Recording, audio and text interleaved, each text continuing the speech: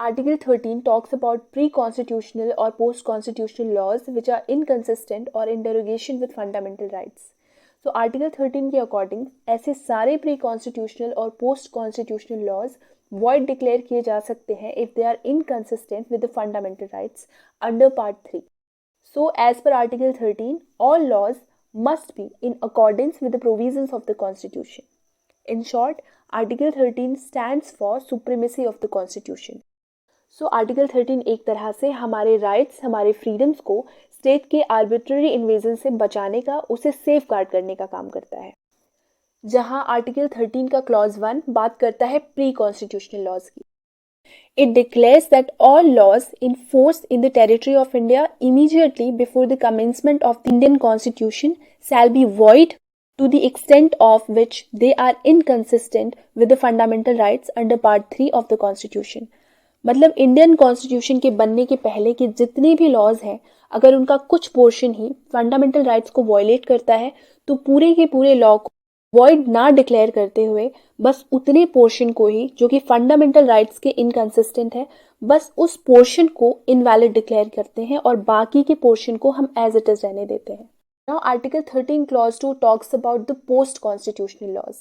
Post-constitutional laws वो laws होते हैं जो constitution के बनने के बाद बनाए गए हों.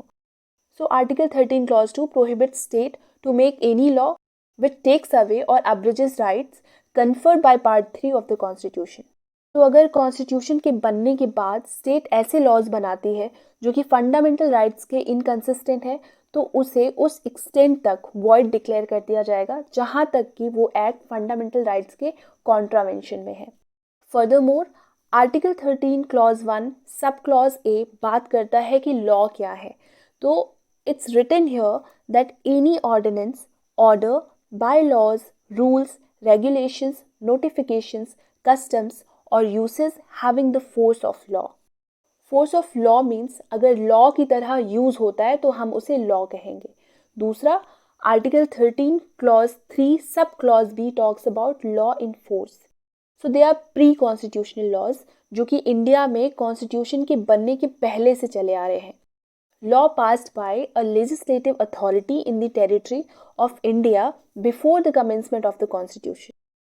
Now Article 13 subclause 4 prohibits that nothing in this article shall be applied to any amendment of this constitution made under Article 368.